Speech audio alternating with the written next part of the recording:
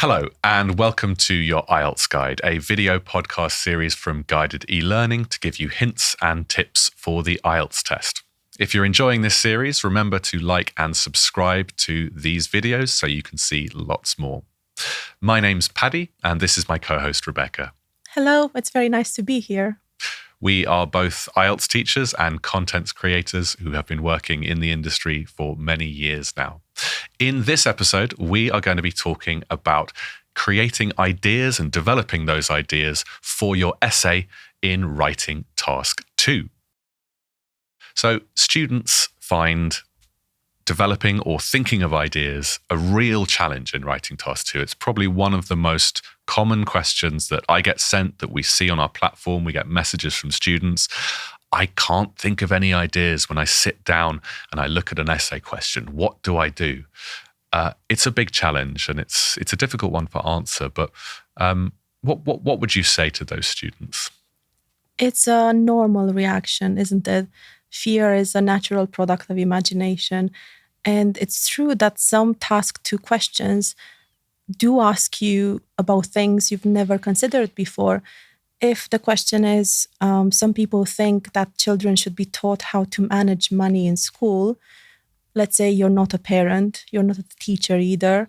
You've never benefited from financial education classes yourself. So you're literally out of ideas. You don't know what to say on this. You can say to yourself, I can't connect this to anything in my life. I don't have enough statistics. I will definitely not be able to write 250 words. So this can lead to panic, hesitation, sometimes underdeveloped answers, even if someone's English is good. And this is where imagining the arguments people make comes in. What can you tell us about that?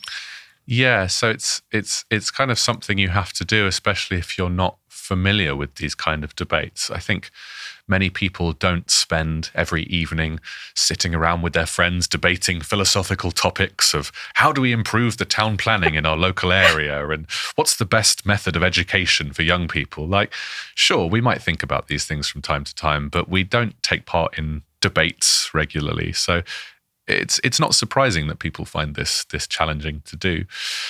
One of the best things you can do is just develop your imagination in terms of picturing people who are having this debate. It doesn't have to be you. And it's actually quite helpful to separate yourself from the debate. Forget about your feelings, your emotion, which side you fall on. Let's take the example of, should children be taught how to manage money in school? Picture a person who strongly believes that children must be taught how to manage money in school. And then just picture a person with the opposite point of view. Children should never be taught how to manage money in school. So picture those two very extreme black and white positions on this debate. And then imagine the person on this side. What reasons would they give in order to defend themselves from attack? What reasons would they give for their position? It doesn't matter what you think. It matters how you imagine this person arguing. Okay, so they strongly believe children must learn to deal with money at school. Well, what reasons would someone have for saying that? Well, maybe they believe that it's beneficial for the children's future to improve their financial literacy.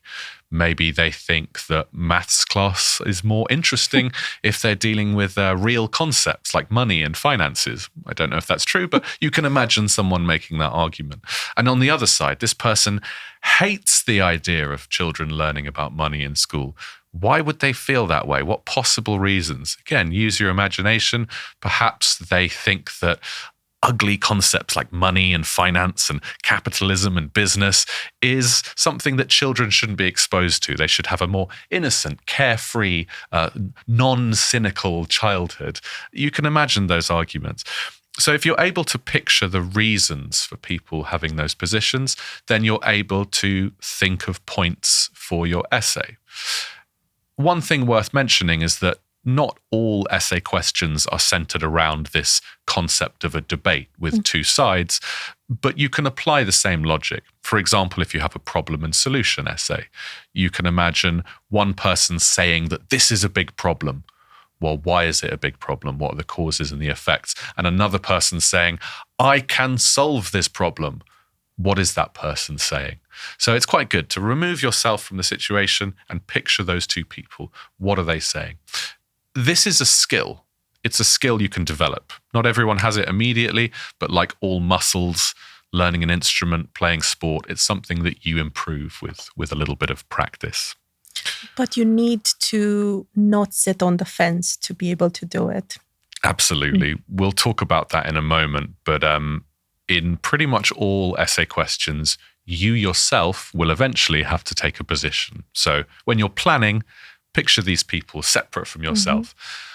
After you've done that and you've thought of reasons, you've thought of arguments, then you need to bring yourself back in, as you say, definitely. Maybe it helps to watch politicians debate because they're just so passionate about their agenda, what they want to do, and they're so against each other as well. So it helps in terms of coming up with ideas and just feeling strongly about something so that you're able to come up with the right arguments to support your position. Yeah, I'm not sure all politicians have logical arguments to support their position, but I agree with what you're saying. So let's talk a little bit about structure. It's all very well for me to say, you know, oh, picture someone's argument, and then you can use that in your essay. But let's go back to this first person who believes that children should be taught how to deal with money at school. And I was thinking of reasons, and I thought of two reasons. I said it helps them in their future if they have financial literacy, literacy being the understanding and knowledge to deal with that issue. And then the other argument I gave was it makes maths class more interesting if it's grounded in reality. So I want to take one of those arguments and I want to turn it into a main point in my essay. Perhaps I'm doing a discussion essay and I am arguing on one side why children should be taught about money in schools. So first of all, I want to simplify the idea to its core essence, to the most basic form of that idea. And you should be able to do that in a simple, short sentence. So learning about money in school teaches children financial literacy. That's a very simple sentence. It's got some nice vocabulary, but it's a very, very simple sentence. That's your starting position. The destination or the end point should be one of the sides of the argument. Now, the side of the argument I'm supporting is children should be taught about money in schools. So how do I get from children learn financial literacy to that is why, or therefore, children should learn about money in schools? I need to take the reader on a journey of logic from the starting position to the end position. Now, you might be listening to me and thinking, come on, Paddy, it's obvious. I understand how I get from A to B. It's easy. Sure. But the examiner doesn't want to do that work. The examiner doesn't want to do the logic themselves. They want to see you structure a logical argument. So you do this by showing cause, by showing effect, by showing reasons. So if you start with the idea that learning about money in schools teaches financial literacy, okay, how? How does it do that? Well, if children learn about examples of the real world, they're going to learn about how that might apply to themselves, and they'll develop those skills for future in life. Okay, great. I've explained how it works. But why should I care about that? Why is that a good thing?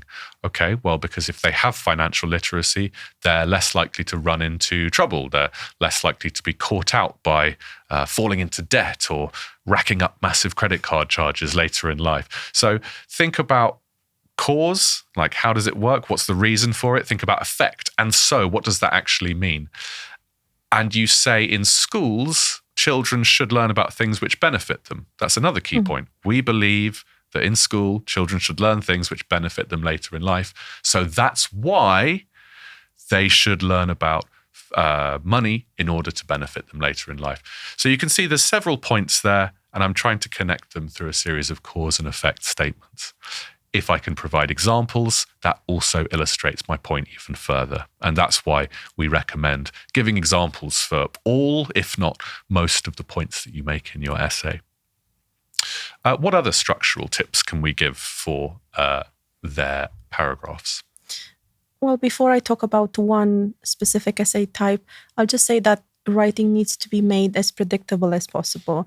There shouldn't be, like in the movies, this big plot twist where suddenly you change your mind, or what you say at the end doesn't match what you've said in the rest of the essay. That might be nice in creative writing, but it doesn't work in IELTS, where you need to be consistent. So with that in mind, I'll talk about the opinion essay, which is one of the most common essay types. And the question would be, a big salary is much more important than job satisfaction. Do you agree or disagree? Once you see this last part, do you agree or disagree, you should know you're dealing with an opinion essay.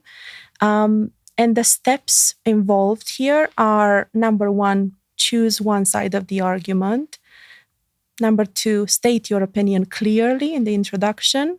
3, keep the same opinion throughout the essay. Again, make your writing predictable. And 4, give reasons why you hold this view. So this will translate into, obviously, paragraphs. In the introduction, you would paraphrase the question, give your opinion. Let's say you disagree that salary is more important.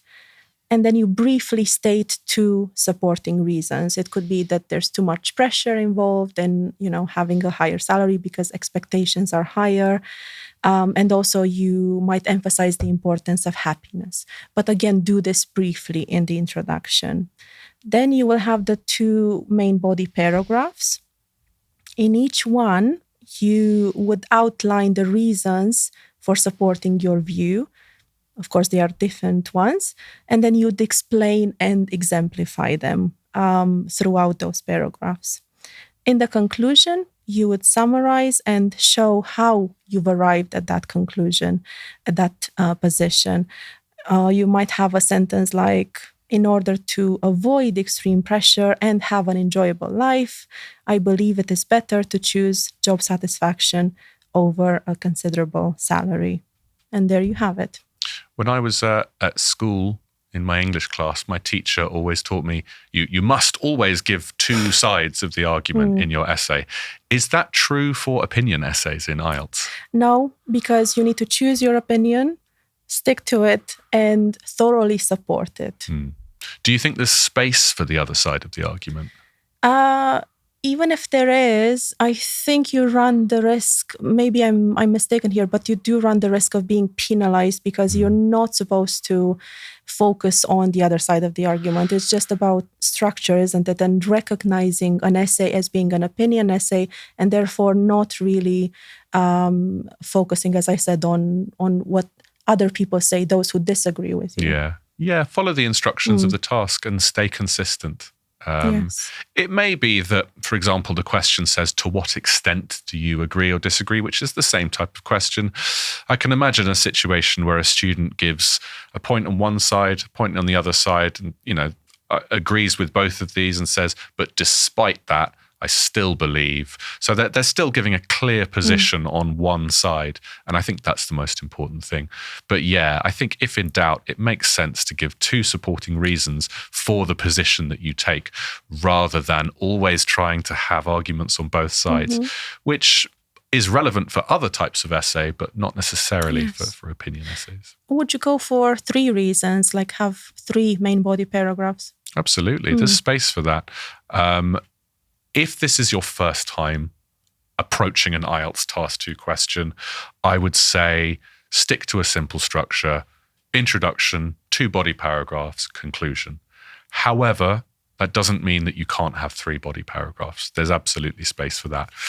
More than that, then I think you start running into time problems. Yes, and also you don't want to just be listing reasons, which sometimes happens. And it's great to know that someone can come up with that many reasons, but if they're not developed, then it again defeats the purpose of writing this essay. Absolutely. It's much better to write fewer points, but really explain them and develop them and do the logic for the reader, than it is to, as you say, list 7 different reasons why this is true without really explaining why any of those reasons are true.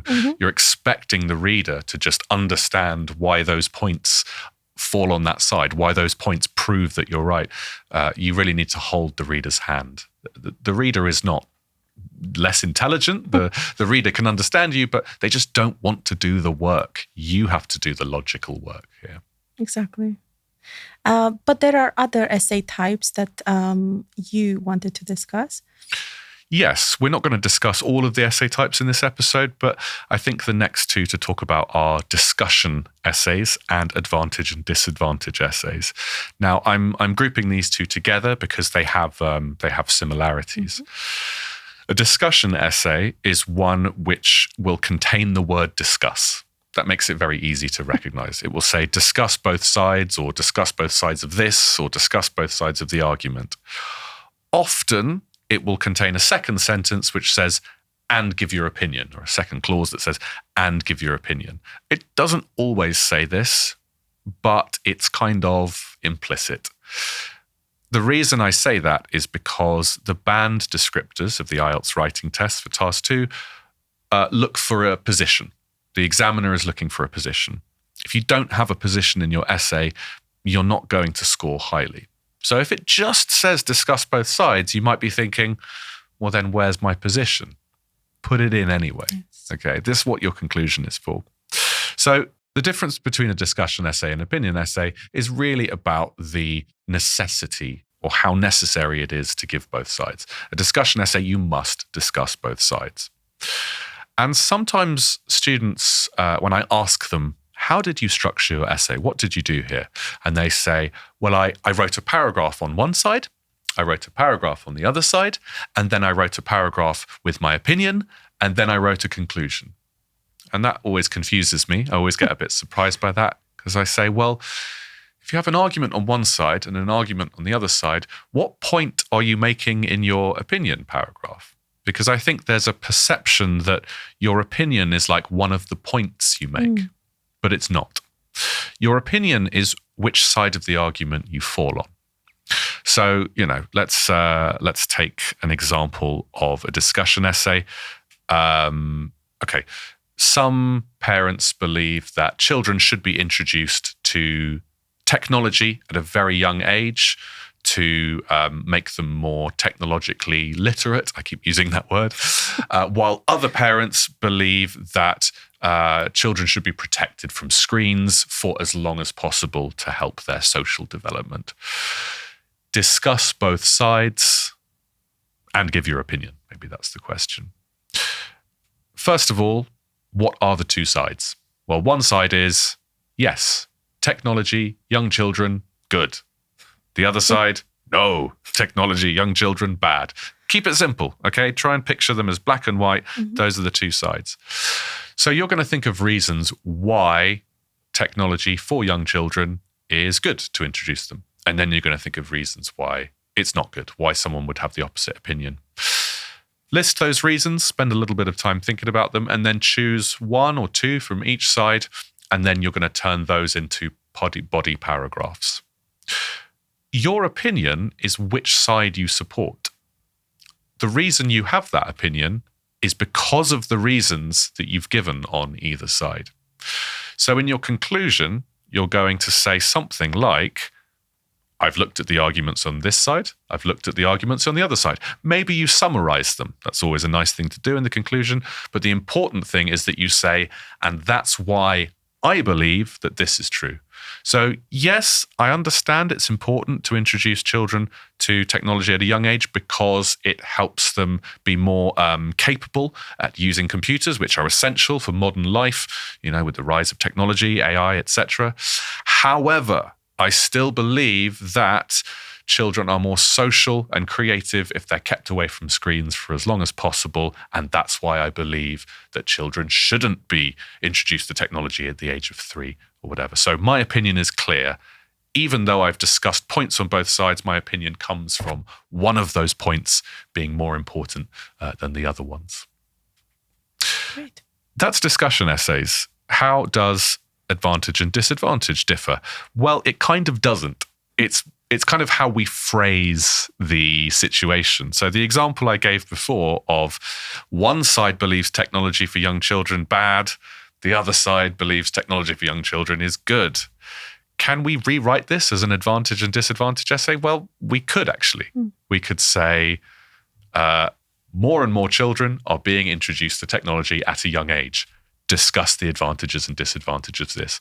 That is basically the same essay, but rewritten. Usually, they will give you an advantage and disadvantage essay about a trend or a specific thing or a specific piece of technology or a kind of concrete or abstract concept that's kind of self-contained. But the approach is the same. You need to give a positive point for this side. You need to give a negative point criticizing on the other side. And you need to give your position.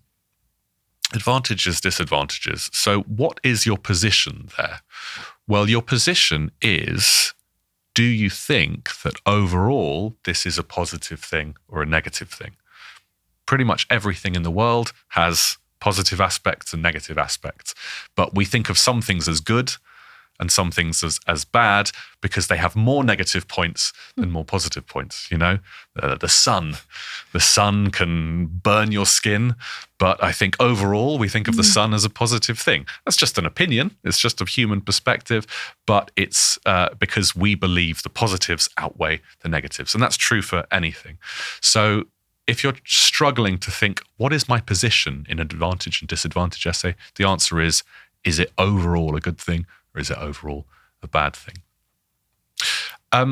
There are two other types of essay, which are problem and solution and two-part question essays. We'd like to go into more detail about those on another episode, so that's going to have to wait for next time. Mm-hmm. But for now, thank you for watching. This has been a guided e-learning podcast. If you've been enjoying these videos, remember to like and subscribe. And remember that you can do lots of practice and lots of task 2 essay questions, discussion, advantage and disadvantage, opinion essay questions in the practice area of our website. You can also do full mock tests, and we also have AI feedback available for all of those as well. I have been Paddy. Thank you for watching. Goodbye from me as well.